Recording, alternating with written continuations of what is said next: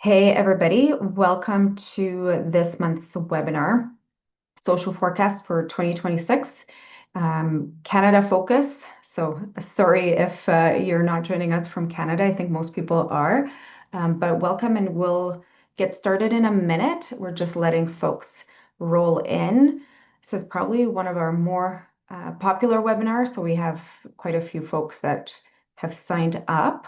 If you can't stay and you can only kind of catch a little bit, don't worry, this is all going to be recorded and spammed your way with the some of the resources we'll go through today. So while we let folks roll in, let's say hello in the chat. It'll help us test the chat, and it'll also help us make sure we say hello to folks all over this beautiful country. So if you find your chat and say hello to your colleagues, there we go. We already see folks chiming in. Alan Lascelle, we always do a informal land acknowledgement by prompting you all to say hello and Indigenous name of the community or the traditional territory as well. So we've got Kamal, which is also where I'm joining you from, and Mohkinstsis, which is Treaty 7 in Alberta, Calgary, Alberta. We've got Karen from Chatham, Kent. Hi, Karen. We've got Cindy from Rocky Mountain House, downtown Edmonton from David, Cochrane, Alberta. Hi, Gina. I'm actually going to see Gina after this after this meeting. We're actually going into a meeting together in Airdrie. So hello, Gina. And Angela. Angela, I might see you too. Hi, Angela. And look at that. Rebecca took my cue.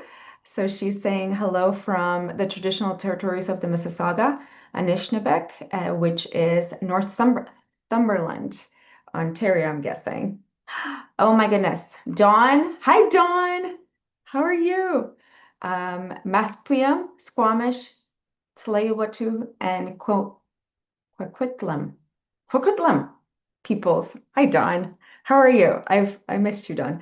And Dan, Cowichan Tribes, Vancouver Island. Dan Pietroșanu, sounds like a Romanian comrade, potentially. Hello, Dan. I'm actually Romanian. And then Natalie, Edmonton, Alberta. Awesome. Oh, Miri Duran from Castlegar. I'm actually getting a place of Bitterroot. I'm actually going there to do some AI training with municipalities in May. So maybe I'll see you there. Okay, we'll get started. Please continue to say hello. And this is as much about y'all connecting to each other as it is about us sharing insights that we've been gathering in our work with all of you all over the country. So by all means, continue to chime in the chat. And I have somebody from the team monitoring the chat so that they can ping me if there's things that you're vehemently opposed to or want to ask questions about or have additional insights on. So by all means. Having said that, I have so much to say to you all about the social outlook. This is, I think, our fifth year doing these, and they're really popular for, I'm not sure why. I'm guessing because it's hard to foresee, and I'm not going to pretend that I can see things in a way that y'all don't. But I think it's probably helpful for you to see how somebody else is interpreting what's happening in the coming year. And whether you agree with me or not, this is just my take on 2026. And I'd say this is the hardest one I've done. I've been actually, thinking about this webinar since December. And I even had it written out in December. And then I went back to work on January, whatever, 3rd. And the Venezuela crisis just woke me up. And it's like, wow, that just completely changed everything I thought about 2026 when I closed my computer down for Christmas. So I think we're probably all feeling that because it just one after the other, right? So hard to start this off without acknowledging the kind of elephant in the room, right?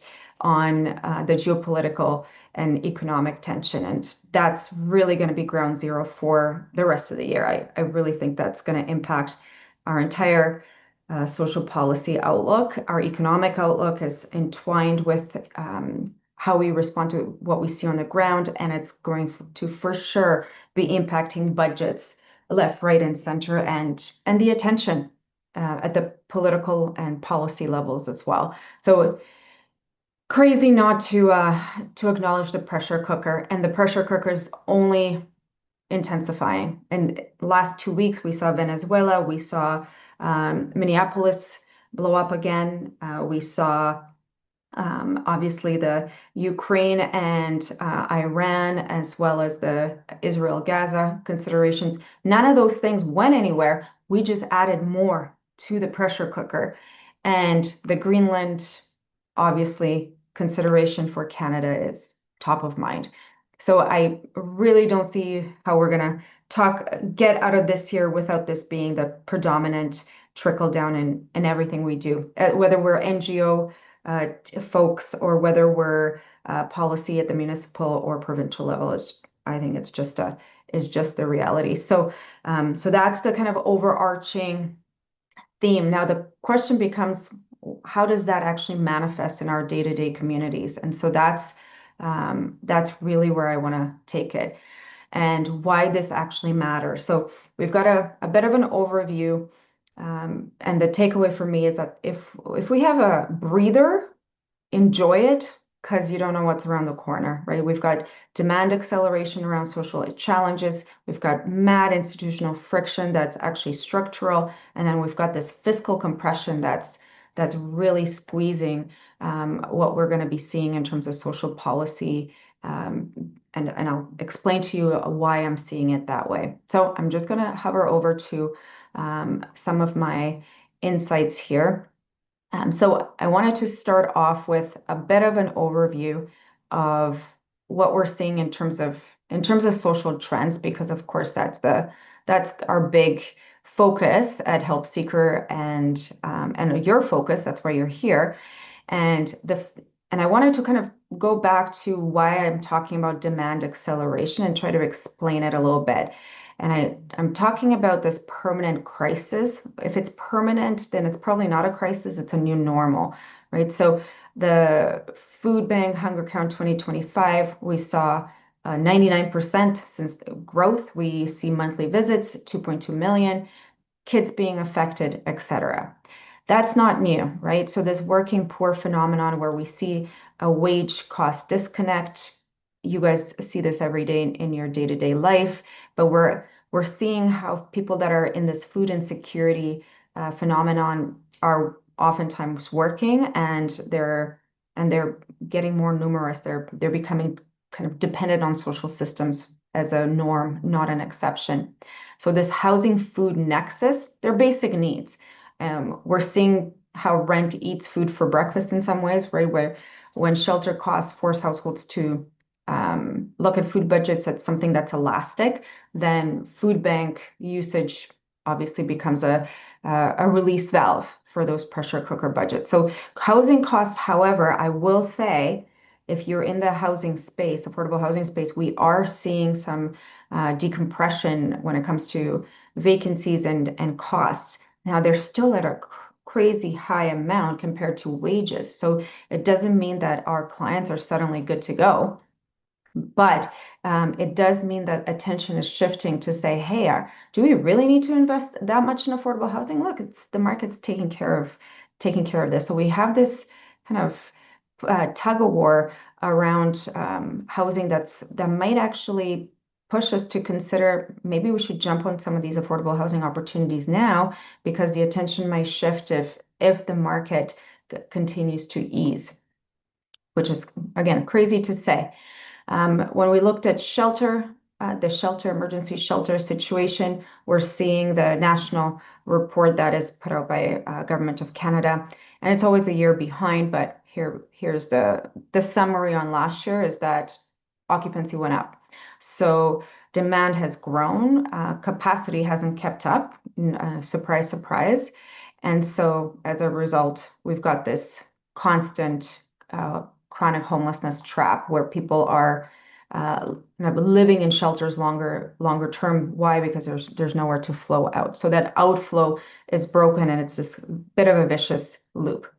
So the system can't cycle folks fast enough because there isn't anywhere to go at the end. At the same time, we've got this fiscal compression of the state, of the welfare state. And this is something I'm seeing in most advanced economies, and I'll get into why that's happening structurally. So you have the situation where budgets are getting constrained. Why? Because there's not enough revenues coming in.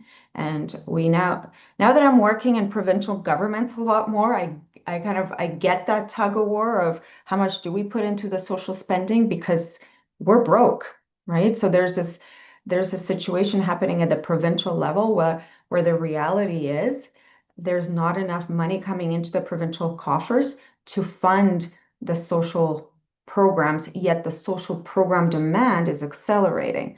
So the question becomes like, why is this dynamic happening? And was it preventable? Was it predictable? I'm going to say yes. At the same time, what can we do about it now is the obviously the theme of the day. So I'll try to speak to that as well. So we have this huge savings target, and despite, Carney going into meetings about social order and political order at that global level, he's also reminding us that he's got to cut the bureaucracy by 40,000 positions. So it's an interesting juxtaposition, if that makes sense to you. Why I think that's an interesting thing, because at the same time we're talking about national sovereignty and building up our infrastructure, etc. We're simultaneously needing to deal with this deficit and needing to essentially kind of cut away at our sovereign infrastructure capabilities. And why is that? Again, we'll go back to the Trump slide, because we also, not only are we not able to keep up with the social program demands, we also have to free up budget to now put into defense. So that push towards creating more of a security state rather than a social state is a theme that we're going to see across Nordic regions, not just obviously not just in Canada and NATO countries. So again, you saw the 40,000 position reduction by 2028. He reminded us that that is still a commitment of the federal government. Where are those people going? Interesting. Hopefully they've got a retirement plan, or are those positions something that we can't absorb in our current environment, right? They're usually higher paid positions. If we create jobs, they tend to be on the lower end. So what's going to also happen to these 40,000 people? Some of them will be attrition, but some of them will be real reductions. Now, that's not the only game in town when it comes to constriction. We're seeing that message happening from all provincial territorial governments to some extent, greater or less extent. Alberta is a really good example, $6 billion debt this year. And the servicing of that debt is, again, a pressure cooker for politics at the provincial level. Ontario, I think I have a slide on that. Yeah, the Ontario example, 3.7 shortfall. With Venezuelan oil, again, being a potential flood in the marketplace, Canada being driven by our resource extraction. Alberta, again, highly sensitive, the same way that Ontario is highly sensitive, the same way that Saskatchewan is highly sensitive when it comes to canola exports or to oil and gas, and of course to any other commodities and labor, right? So the auto sector in Ontario, we're already seeing the impact of the trade dynamics playing out. Those, again, will put pressure on the provincial fiscal constraint, where they're going to be looking left, right, and center to cut, at the same time knowing that elections are around the corner. And the one thing that, again, in our analysis on what predicts change in parties, in governing parties, it's affordability crises. So how are they going to make sure that they stay in power, or how is the opposition going to make the pitch if affordability crisis switches governments, yet you gotta spend less money, you can see how it's a really interesting play where they might need to go into debt even further to secure re-election or to secure a pitch to get elected if they're not currently in power. So anybody that's got provincial elections coming up, be on the lookout for how they're going to be managing that tension. They can't, and it might simply be a pitch, easy wins, easy expenditures, and then turn around and kind of pivot quickly, realizing that another reason you get ousted is when you go into heavy, heavy debt. And we just obviously saw the Quebec premier, I think he accumulated over $14 billion in debt under his watch and having to step down. So that tension is political, wildfire right now. So that it becomes this really interesting capacity trap, right? We've got record demand, we've got staff cuts, and I'm just picking on the feds on this one, but I'm telling you it's the same vibe in provincial considerations. We lose capacity, we've got service bottlenecks. We already had service bottlenecks that are feeding record demand on and on and on. So don't expect anything to necessarily improve on that. But that institutional friction and this collapse of trust is really coming into the forefront of the voter mindset, but also the kind of the public discourse around the trust of institutions. And there's some really great studies on legitimacy gaps in Western democracies that are saying, we're at an all-time low, and Canada is part of that. And again, we see it in this specific study that looked at trust in politicians. Only 17% have a trust in politicians. 86% believe corruption and backroom deals happen regularly. And at the same time, we need our government. We need this public sector. But more and more, you're seeing that in the social discourse. You're seeing that more and more in just the way that people react to government and talk about the discourse about the state. That political trust is very frayed. And why? Government wasn't there, or there's all these there's so much coverage around corruption, right? The backroom deals, the green belt situation in Ontario. But that's one example. There's more and more of these that are coming to the forefront. So again, I'm sure you're very well aware of it too. The other trend that I've been really interested in has been this normalization of political violence as well. So again, if we as a society don't trust our politicians, have contempt for politicians and the state, then threats or bullying, right? We just saw the French Prime Minister's wife taking legal action and winning legal action against folks that were engaging in online threats and bullying of her. But that's not a France phenomenon. That's happening here too. So in 2023, as an example, we had 269 threats recorded in terms of threats to people in public office.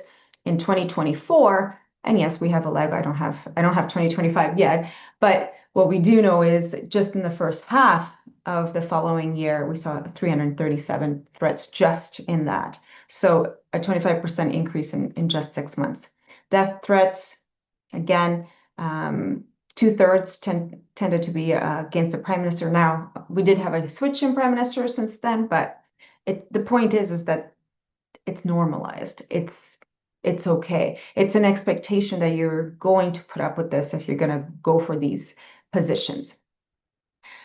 So that social fragmentation, that pressure cooker, manifests, of course, into some of the other incidents that we see when it comes to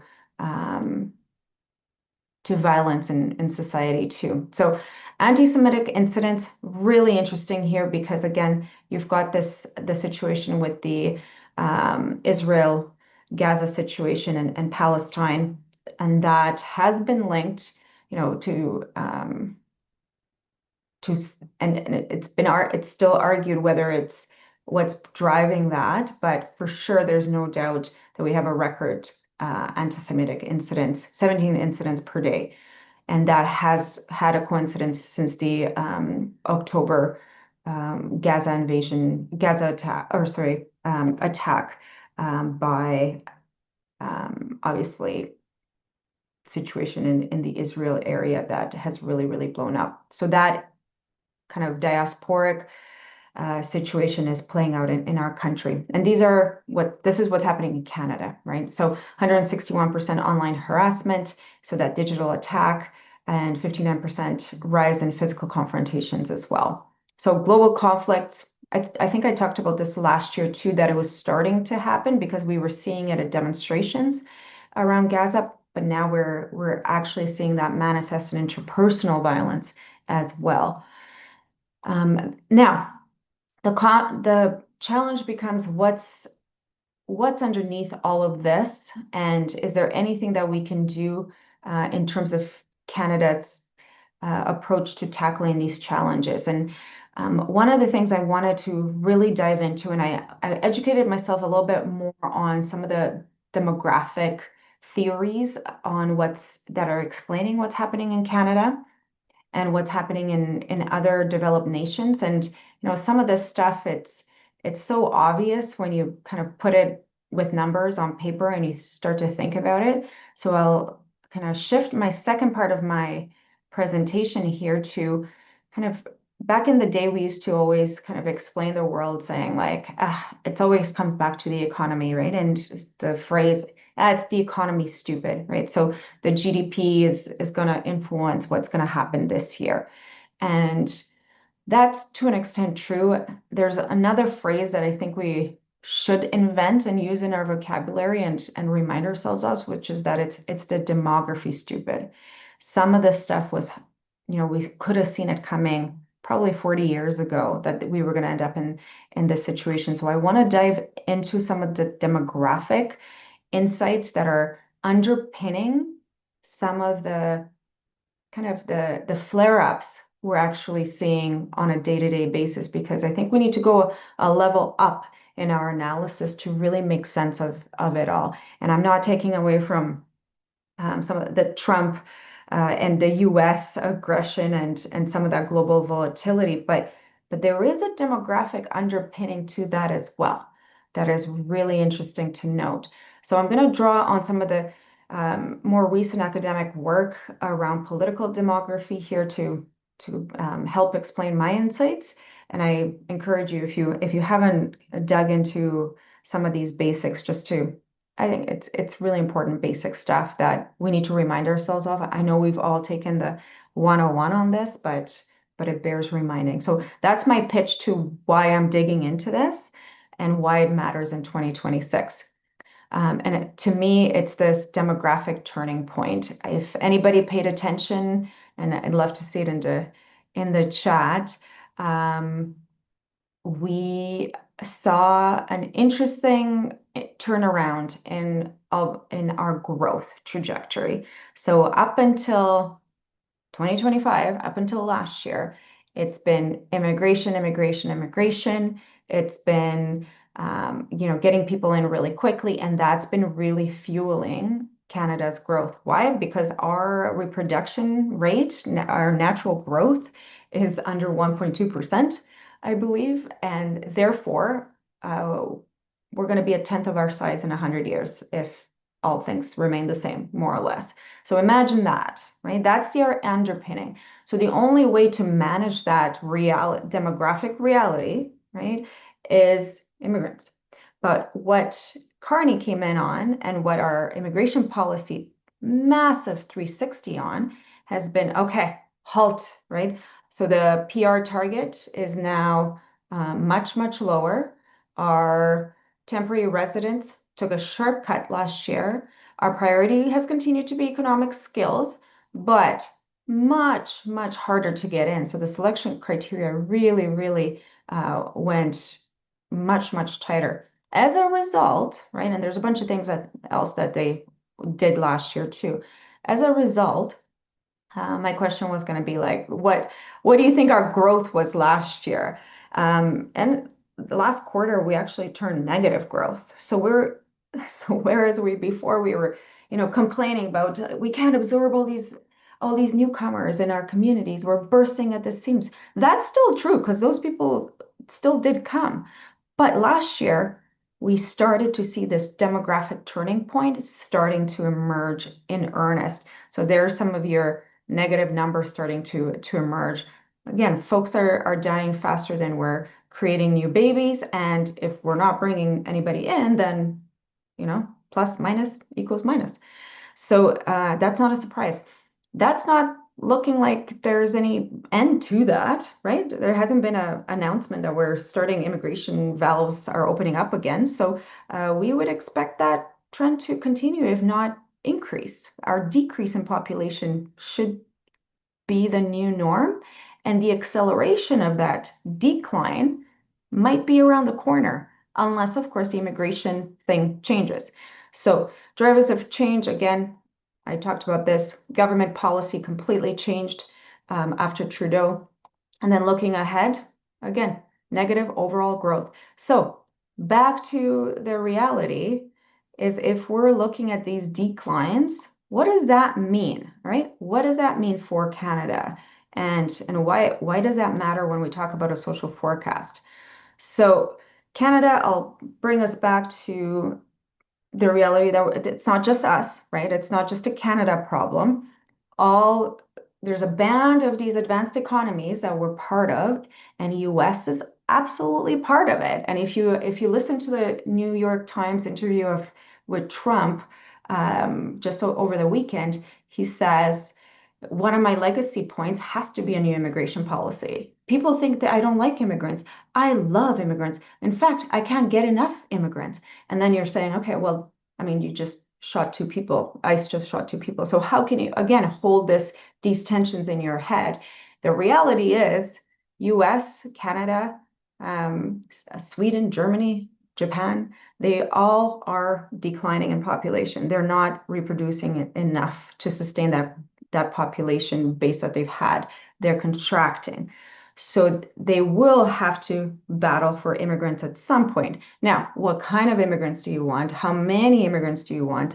That's absolutely, those are policy discussions and strategic discussions. But the reality of demographic constriction, it's undeniable. They say that demography is probably the most predictive of the social sciences because you know the childbearing age of women, how many kids they're having, the past, you can predict the future. So it's our demographic future has been already cast, right? So there's only so many women of childbearing age in Canada that are going to be able to have babies. So that's the situation. We're in a late stage transition where we have low fertility, an aging population, migration dependent growth. Therefore, we have some baked in outcomes with that. And so what becomes inevitable, right? And what gets harder are what we should be paying attention to, because this is what we're going to start to see grappling at the political level and in social policy. So how can we expand services without productivity gains? Okay, if we don't have enough tax base to sustain even the current levels and our population is declining, but at the same time, aging costs significantly more, so that political focus on healthcare and aging, and those are the buckets of cost, right? Healthcare is only increasing, and that's the aging population living longer lives demands it. So we have this pressure cooker starting to occur where governments are starting to try to figure out, do we automate, do we digitize? How do we manage high immigration when there's such public outcry against immigration because of these institutions not being able to keep up? Our housing can't keep up, our healthcare, our emergency rooms can't keep up. So you need the immigrants because you need the tax base, you need the productive labor to then fund the stuff that is already behind. But then guess what happens to those immigrants? Well, they also become part of that aging population. So immigrants are only a very short-term, short-sighted solution to the structural problem. You can't bring enough immigrants in because they're also going to be aging, and then you're just back where you started. Not only that, the entire world is aging and constricting too. So there's just not, at the end of the day, that you're not going to have anywhere to pull people from. So I know we're talking about like all these issues, and how do they drive politics is a really interesting situation, because you have this older electorate, so the types of issues that they're going to care about are going to skew policy towards risk aversion and stability, right? Reform resistance. Older voters tend to push towards kind of more conservative approaches, and they always do these studies on where do you have actual upheavals, where do you have countries go to war. They tend to have populations that are very, very young, because they tend to be more risk taking. And so the silver wave across some of these countries mean that we tend to be much more kind of placid in our approach as a electorate, and just our approach to life, right? We're more conservative, we're older, we know better, we can hold ourselves back, we're not 20 years old. So it's not about political cowardice, it's just this demographic math that productivity reform, housing supply legs, healthcare, all of these challenges are going to continue to kind of overshadow because of this reality, this demographic reality. So yeah, just the point, if somebody says, oh, we'll just bring in more immigrants, remind them that it's really a short-term prop, right? And it's the long-term reality is that the migrants will age, and they do end up over time, they adopt fertility norms. So usually immigrants tend to have more babies than Canadian born, but it changes with as folks become acculturated and integrated into Canadian and or US or whatever society. So this to me is the big turning point, right? And it's not to say that that it's going to manifest in anything explosive. It's just it helps explain why we're seeing these tensions, and why they're going to continue to be here. So Canada doesn't have a surplus of unemployed folks. We don't have a weak state capacity. We don't have territorial ethnic conflict. So this is good news, because these are really the problems that we're seeing in countries, in sub-Saharan Africa, for instance, where we have tons of these very demographic profile variants. But we do have an aging-driven service overload. We have this intergenerational fiscal tension, so the young generation having to take this on when really there's not enough of us to really sustain the requirements of this bubble, this bulk of an aging population. And so that regional metro versus rural strain, where again, that's going to be continuing to play out. So expect healthcare wait times to lengthen, expect municipal budgets to continue to buckle, because again, the provincial level is unable to sustain the social spending on some of these. If they have a choice, they're probably going to push it into healthcare, right? And service shift from prevention to triage. We're going to probably see less and less of that preventative servicing, and more towards how do we triage all these emergencies, because again, there's only so much to go around, unfortunately. Critical inflection point, it's about, you're going to see quite a bit of push around productivity gains, and you're probably seeing that too, like how can we bring AI, how can we resolve some of the aging acceleration challenge. If this fiscal headroom shrinks, folks are going to be looking for those efficiencies. Your bosses are probably all over that too. How are you adopting AI today? How can you 10x your productivity? And that's, again, they might not make the connection that this is the structural underpinning of all of it, but if you can't really hire more because you don't have a budget, but you have so much work to do, then damn, you've got to figure it out, right? So bottom line, I think I already talked about that, is we have some interesting elections on the foreground. So we've got this October peak. It's going to be really, really busy with 5 elections across multiple jurisdictions. We've got 12 different jurisdictions. So we've got Indigenous, federal, provincial. We've got tons of party elections actually for leadership also happening. And we have a full calendar for starting in March and all the way through December. So here's the list. Obviously, we'll share this out. The Quebec, that one's already ramping up, but we've got the federal NDP. We've got Newfoundland, New Brunswick, Manitoba, PEI, Quebec, BC, general election. That's going to be a huge one, right? We've got municipalities in Manitoba as well. And again, to a lesser extent in some of these smaller jurisdictions, but still, it's going to be a full swing when it comes to this. So what are we going to expect in these elections? If we're going to have this federal retreat, that means that's going to trickle down provincially, right? We've got this social fallout that I mentioned before. So if municipalities are not going to be able to kind of tap into more funding coming through, unless, of course, it meets some of these immediate policy priorities that have already been announced. So things like the national sovereignty stuff, or we've got the kind of the access to the pipeline access to through BC or through I forget, Churchill, Manitoba. So there's going to be investment. I'm not telling you that it's not. I'm saying it's not going to be a hey, let's double down on preventative social spending and reduce poverty, right? That's probably not going to be the vibe. So that means that municipalities are going to continue to have to deal with the social fallout.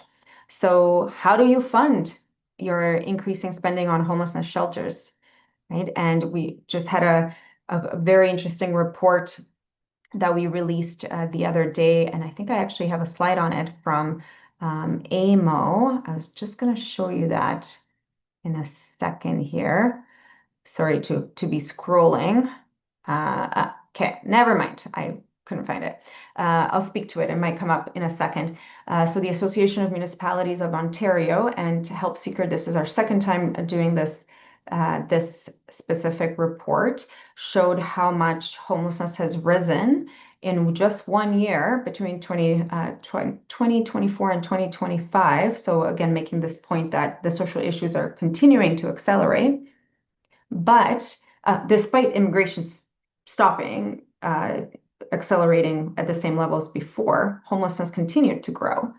Okay, and the funding that was being invested, yes, there was more money, but a lot of it was coming through the municipality. So the property tax, right, are being used to fund social spending because there isn't enough coming to accommodate the crisis at the local level from federal and provincial sources.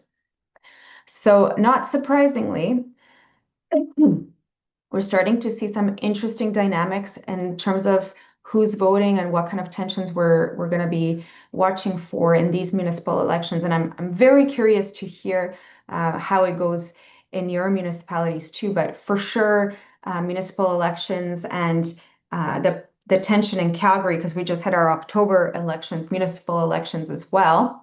Oh, thanks. Actually, thank you, Peter, for dropping the AMO report. Thank you. That it just came out on January 13th. So I really did have a slide on it, and Jesse made sure I had it. But this renter voter block, right, where we have the newer generation, again, we're not as big of, I'm putting myself like I'm a millennial, I'm a Gen Xer, but on the younger side of the voting block, we see folks that are in that renter pool, folks that are saying, I'm never going to be able to own a house. Unfortunately, maybe I'll inherit it if my parents pass on, or I get a big inheritance. This tends to be the discourse there.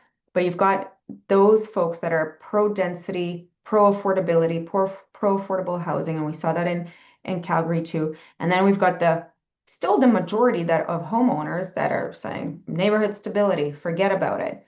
So in Calgary is a really interesting example.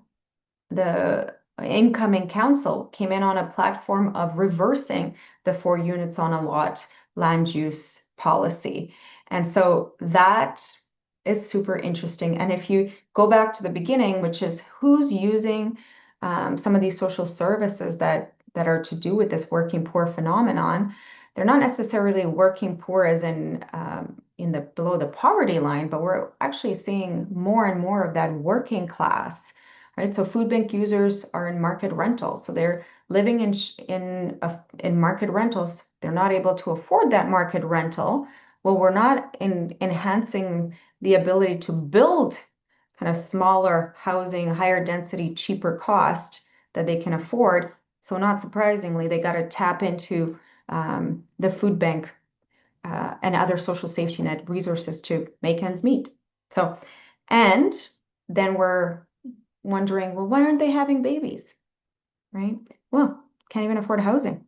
So that all kind of plays in, and it's this just kind of this giant loop of reinforcing loop. So the end of nonpartisan politics for sure. That's another big one. So municipalities again are starting to switch to, and we saw it again in this in Alberta context, but we saw it in BC even previously, where we see explicitly partisan slates and third-party funding. Alberta Bill 20 allowed formal municipal parties in Calgary and Edmonton following suit after BC. Again, that culture war. So you have things like the safe supply debates, the climate emergency declaration, encampment enforcement, right? So you've got a straight up partisan approach to social policy at the municipal level, which we didn't have before. So that's new. That's a post-COVID component out of this kind of this combination of hostile environment, trust collapse, demographic change, and still, we haven't tipped the demographic shift. It's just beginning. So expect these things to potentially accelerate as well. Of course, there's nothing exciting about the climate reality, but I think last year was within the second or third highest on record in terms of climate, and it was actually balanced out by the La Nina phenomenon, which actually made it cooler than it should have been. So again, expect this service failure, the heat dome phenomena to continue to be putting pressure on social safety nets and municipalities and infrastructure. But again, how much do we invest in the climate? And it's an interesting demographic question too. If you're towards that older demographic, how much do you care about climate in 50 years? I'm not saying that we don't, right? I'm not saying that we don't. It's just a phenomenon, a studied phenomenon that on the whole, it's younger groups that tend to care about climate more. And obviously they have a lot more to gain from preventative measures around climate change than older folks that are towards the end of their lifespan. So again, the repair needs, the infrastructure backlog, our digital ranking, so our ability to even digitize, all these things are still percolating in terms of this situation. So who can restore order? I think this is going to be the big one, the big theme in these municipal elections. Who can restore order and affordability to a city that feels like it's breaking? I'm just, again, doing my future casting off of it to see kind of what might happen. So I'd be interested to watch how people in those municipal, provincial, and national elections position themselves against the poly crisis. So the high costs, the low safety, the crumbling services, right? The polyevro Canada's breaking, at the same time managing expectations. Hey, I'd love to do that, but we're in a deficit. Where am I going to take this money from? And at the same time, building trust, given that all-time low in terms of trust in our government and our elected officials as well. So I think the successful candidates will be those that can manage these tensions and balance this crisis acknowledgement with realistic solutions and managing those expectations around these municipal voter blocks that are increasingly more segmented and demographically influenced as well. So that's kind of the outlook from a politics perspective. I would have talked more about national things, but there isn't a national election, so I wanted to focus on things that are actually going to be happening. Now, I also said in advertising this webinar that I wanted to, and I mean, we're a help seeker. We're all about data. So I wanted to also put it into your heads, and happy to give you guys access to this, no cost, no problem. Just make whatever. I just sign up and we'll give you a free access to this part of Cardo. But this year, you're going to start the trickling of the StatsCan um, census, the last census. 2021 was the last census that everybody's been using when it comes to any demographic forecasting or any analysis, right? And how annoying, because 2025 data is starting to come out in 2026. So we're 5 years later, right? And so that census is going to start trickling out, and the first thing they're going to start trickling out is age structure by municipality, by CSD. That's the kind of formal term. So thinking about that, I was reflecting on this demographic reality and these tipping points. And I was like, I betcha as that data comes out, we can confirm which communities in Canada are tipping over. And so I did some data science work over the Christmas break to test it out. And I actually found that there's already signals of this collapse in populations. And so I put it in here, and I classified the cities by that. So this is all the cities and CSDs in Canada. Tiny, right? Like anything that's a city, that's a territory, rural municipality, they all have jurisdictional classifications in the census. So this is kind of the business as usual ones, right? So you can see Ontario, obviously, the more where these cities are, and there's about 6,600 of them. But then there's some that are, okay, so watch, this is the baseline. This is kind of business as usual. Their profile is pretty average in terms of demographics. But then there's some that are kind of dying, to be honest. Their change between the previous census periods is showing that they're slowly not reproducing themselves fast enough, and they're actually in a critical deficit. There's some that are in a structural, they're starting to exhibit that structural risk. And then there's some that are like in that early crisis phase, but then there's some that like legit critical. And notice how the proportions are changing, that we're seeing Quebec, BC, Ontario. Obviously there's not as many, but interesting. So I'll go into this in a little bit further, because I was thinking, what do you do if you're in one of these communities? So if you're, let's go to critical in Alberta, right? So let's take a look at some of these Alberta towns that are starting to exhibit that. Now, this is 2021, and so what I'm saying is, if you're Rimbey, Vulcan, Lamont, if you're one of these communities in Alberta, and you could look at any of these, and you're on this list, I would be really thinking about that municipal base. Is this a city that's sustainable? And it's interesting because in New Brunswick, we're already seeing cities starting to collapse down into regions, and municipalities that are smaller, that are on this trajectory, are not going to get service. The provinces are not going to invest money in a city that's collapsing in 40 years. That's going to be a ghost town in 40 years.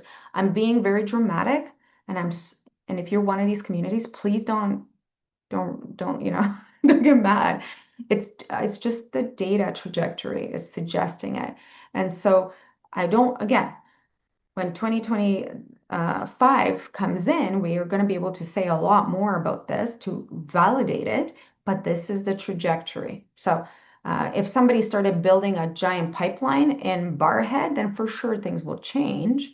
But that's because of the pipeline, not because of the natural progression of that community. So that anyway, so that's been interesting to me too. The other one I wanted to dig into is, let's look at some of these community archetypes as well. So there's some that are really interesting. There's some that are like really small base. There's some that are just your average, and then there's some that have really high youth volatility. And again, those are the ones that are really interesting to pay attention to because that is a different profile, right? So Airdrie, I'll pick on Airdrie because I'm going there later today. But Airdrie's got a really high youth population, and this is all comparison to each other. This is kind of Canada as a whole, and I'm saying like Airdrie is like popping up youth volatility, right? And that's not the same in every. This is Alberta, this is Quebec, obviously Ontario, Milton's popping up, right? And you can kind of dig into, but not look at BC. BC doesn't have a lot of that. They don't have a lot of these youth volatility ones. Let's take a look at the red zone, the aging and shrinking, and where these show up. I'm shocked by this one, but this is a district. These are districts, so not Cochrane itself. So the district of Cochrane, which makes sense because the district of Cochrane is actually moving into Cochrane town per se. So that is interesting. And then we've got these silent decline. Like they're not making major like drops in population, but it's like a slow drip, etc. And then, of course, you've got this aging lock-in where you've got communities that are showing these early structural signs like this seems to be the trajectory. So really interesting to me to watch these. And like I said, if you're interested in this, cool, by all means, we'll give you guys access. But I also wanted to give you something actionable, right? Because who cares that Alina says these things are happening? As a municipality, as an NGO, if you're in the silent decline, early stress, you've got slow deterioration, you've got quiet risk, you're going to be probably looking at regional integration in the next 10 years. You're going to be looking at shared services, right? You're going to want to prevent that collapse. If you're in that, red zone with baseline stress, you've got the contracting population, don't mistake this lower stress for the fact that you're all good, right? So if you're under 5,000 and falling, I mean, you're not probably going to get access to some of these resources. And then again, I'll look at this growth pressure for our youth volatility one. So the youth volatility with baseline level of risk. So probably our Airdrie here, short-term overload potential, not classic aging stress. You might have political sensitivities, especially if you're in a rural youth heavy communities and you're under infrastructure and workforce planning isn't happening. So how do you accelerate your infrastructure? That's going to be interesting. I will say in the data set, there's some that have very little data. And in that case, you're even kind of more at risk because that if you don't exist in the data set, the policy makers that are making decisions about funding might not even pay attention. So that is a problem.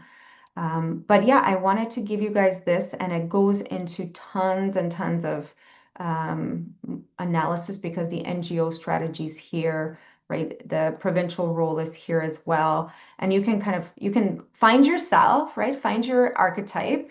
So go over here and find yourself and be like, okay, I'm aging gray, I'm aging lock in, and my risk profile is critical. Okay, then find yourself in the stress framework and see and kind of see where what you should be thinking about. So swifting municipal planning, NGO adaptation, provincial balance, right? So start to think about these things now. And you know what I would do is I would just like take all this and chat GPT a strategy off of it, right? Or deep research capabilities, of course. So and this is real data, right? So if you need the real data, we did add the actual analysis, and you can download it as well from this from Cardo. So that's actually up here at the download data set, and it looks like this.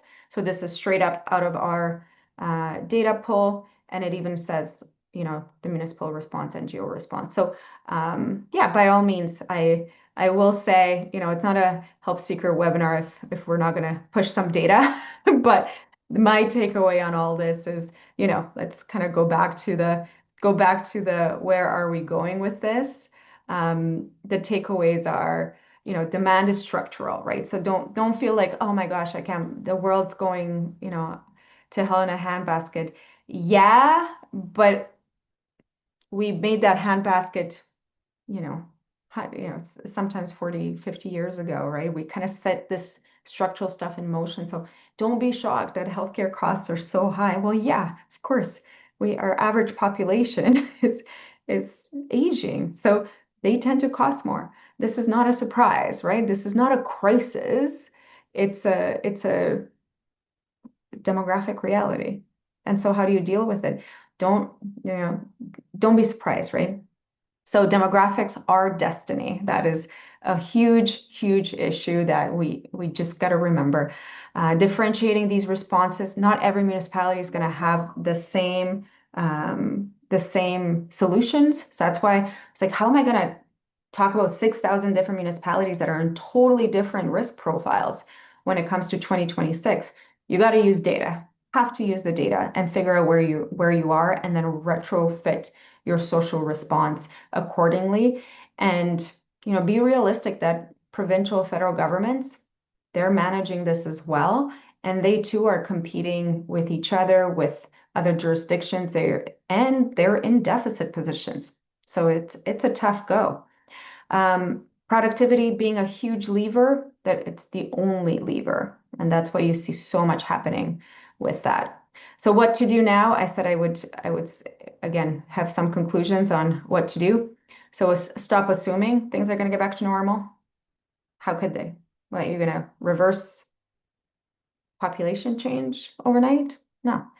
Monitor these key signals. Like I said, be on the lookout for StatsCan, figure out where you are, and then make a game plan. As soon as that StatsCan data comes out and you can figure out how you rank against competitor municipalities, because let's be real, we're all competing for limited resources, revisit that capital operating mix.